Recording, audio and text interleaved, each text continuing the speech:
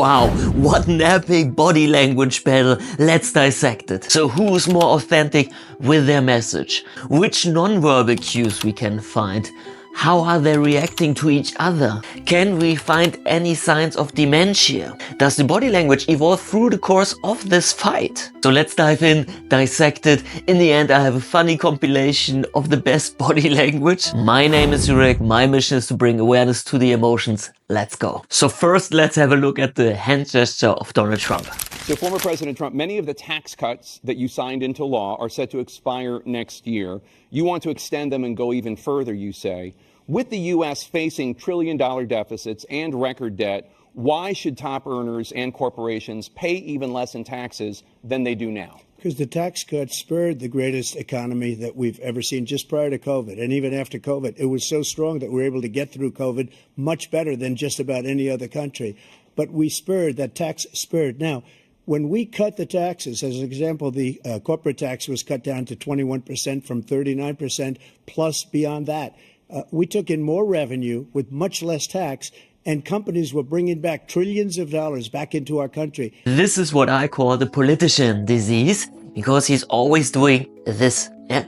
This doesn't relate to any emotion, to anything that he's saying, because he's doing it all the time. This is what a safety measurement is for a politician. It could also be the fingers like this, or let's look with Biden. Biden has this version. President Biden? Look, he encouraged those folks to go up on Capitol Hill, number one. I sat in the dining room off the Oval Office. He sat there for 3 hours watching, begging, being begged by his vice president and a number of his colleagues on the Republican side as well to do something, to call for a stop, to end it. Instead, they talked about these people being patriots and great patrons of America. So this is what the politicians learn in the communication seminar, to have this body language. This is a body language that are building up for them to have the safety, and is fitting to their philosophical standards, but not to what they are saying right now or to their emotions. This is what gives them safety, and they can hold on to this. You want to avoid with this body language that you show too much of your emotions. You want to be as neutral as a politician, and this is what I call a disease, and is for me not authentic. So what they built with Trump is the body language. Get something out of the way, I'm going into the front. This is what we have mostly common with Trump. Out of the way and to the front. I push something out of the way and I go to the front. And Biden has the body language of, I want to have something, I want to get deep into something, holding on an object, and then do something with the object. So these are completely two different philosophical standpoints, and this is also their political agenda represented by the body language. So who is winning the point? I would say both of them are winning this point because the body language is fitting to their philosophical standards, but I would also give 0 points to both of them because it's not authentic at all, and I really hate that politicians do this all the time. And it's so crazy how you can see the difference. Before they went to the communication seminar, so much more authenticity. Look at this old school Biden thing. You can't convince me that the guy you're kicking back to isn't saying to you or one of your agents at some point, hey look, I'm getting 100,000 from you, but Harry over there, he's getting 175,000 from whomever else. I mean, you guys didn't know that was going on? Did you see how he's moving his eyes? Yeah, we are looking, okay. And we have this side, moving the hand to this side and the thumb going to the back. You see, he's explaining with the body language where the things are happening. This is much more natural, but after a while, and this is with every politician, they get this communication seminar and then they learn to stiff up their communication body language. And while we're at this point of authenticity, let's listen to the sentence of Trump. Just 1 second. He said we killed 3 people. The people we killed are al-Baghdadi and Soleimani, the 2 greatest terrorists, biggest terrorists anywhere in the world. And it had a huge impact on everything, not just border, on everything. He's the one that killed people with the bad water, including hundreds of thousands of people dying, and also killing our citizens when they come in.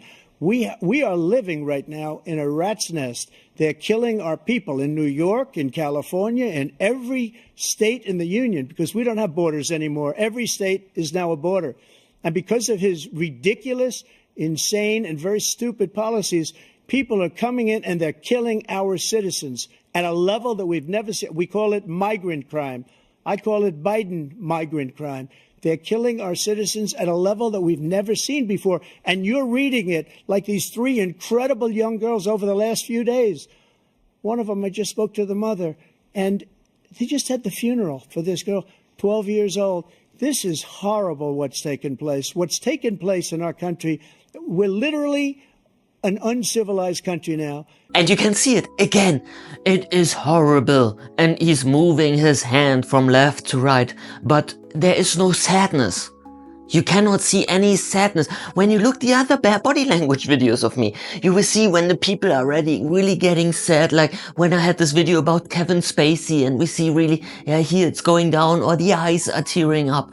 Whatever. Yeah, something is happening with the sadness. But here's like, yeah, it's horrible, it's miserable, and then go on, push.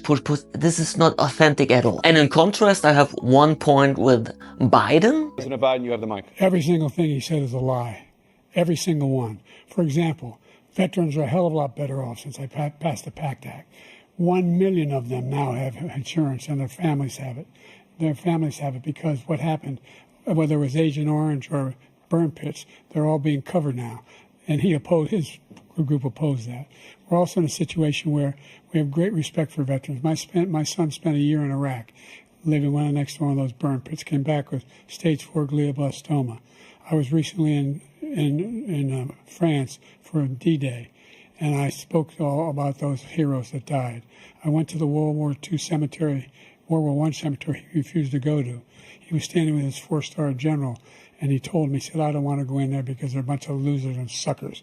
My son was not a loser, was not a sucker. You're the sucker. You're the loser. It really has more authenticity. This is real anger. Yeah, we can see how he's getting louder, he's getting stronger, and suddenly we have a body language that's really fighting. This is the only time I see this body language with him, when he's getting really angry, and then he's really going into a strong position.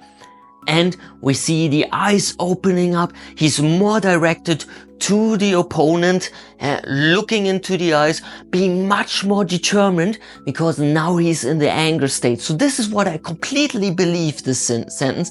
And there I can see a lot of authenticity. But now, sorry, this is the last point I would give to Biden, because now it's just destruction. Now I have a compilation for you. Let's go into the epic fail of Biden's body language. He had the largest national debt of any president in a 4-year period, number one. Number two, that $2 trillion tax cut benefited the very wealthy. What I'm going to do is fix the tax system. For example, we have 1,000 billionaires in America.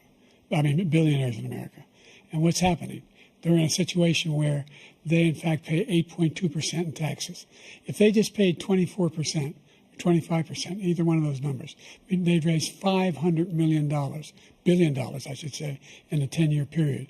We'd be able to wipe out his debt. We'd be able to help make sure that all those things we need to do, child care, elder care, making sure that we continue to strengthen our healthcare system, making sure that we're able to make every single solitary person eligible for what I've been able to do with the COVID. With dealing with everything we have to do with. Look, if we finally beat Medicare. Yeah, what should I say? This is the weakest form of body language in such a debate. When you are stuttering, stumbling. Yeah, it can happen to all of us, of course, and you will see it in my videos more commonly because that's not my mother tongue, the English language, so I'm translating from German to English and I'm stumbling a lot, but this is a debate where we want the focused one, yeah, where we need someone that's really sharp, that's really smart, and everything that's in this scene is completely opposite. It's the dumbling and the looking down and getting smaller. And even losing the point. Where was I? Where am I? And this is what we see the whole time. The whole time it feels like he is completely out of this world. He is in another space. He doesn't know where he is. And really sick is that Trump is giving him this, are you there? Look again. This is so crazy how he's doing this double check. Excuse me, with dealing with everything we have to do with, look, if... And this is pure destruction on the level of body language. And of course, Trump uses this perfectly. He really plays this card, and I know he prepared himself before this. We talked in the Logan Paul interview, we talked about this. He prepared for this and used his chance. You can hear it here. Move until we get the total ban on the total initiative relative to what we're going to do with more Border Patrol and more asylum officers. President Trump? I really don't know what he said at the end of that sentence. I don't think he knows what he said either. Look. And I agree. From a body language standpoint, I really ask the same question. Does he really know what he's talking about? Or is the dementia already progressed so far that he can't remember the last few seconds? And I already talked about in this video about this. I have the highlights, the compilation of the best of every time Biden is stumbling, and I have some highlights I want to talk about randomly. So what I also find very interesting, and I want to thank the 2 new subscribers. Welcome to this channel, and we will talk a lot more about body language. I'm very excited for the next videos, and so now let's go into the highlights. Enjoy. That $2 trillion tax cut benefited the very wealthy. What I'm going to do is fix the tax support it row. And that's this idea that the doctor, between the woman and the state, the idea changed all of that. Made sure that we are in a situation where the total initiative relative to what we're going to do cause brain damage for a number of these troops. And when I was cutting this compilation, I already thought this would be the worst part, but then I already found this video. Presidents making their way off the CNN debate stage. Looks like Jill Biden, the First Lady, has come out. Former President Trump walking off the stage. The first debate of the 2024 campaign and the earliest presidential debate ever now in the books and in front of the voters. Tonight, along with Aaron Burnett, the first word on what those voters might make of it from our political professionals, from our CNN Flash Poll and Swing State Focus Group. We'll be talking to surrogates, including Vice President Harris, getting fact checks from our... And for me personally, with politicians in general, I would wish more like these humanly things, how they are reacting in the real world, not on a debate in front of the camera, in a discussion.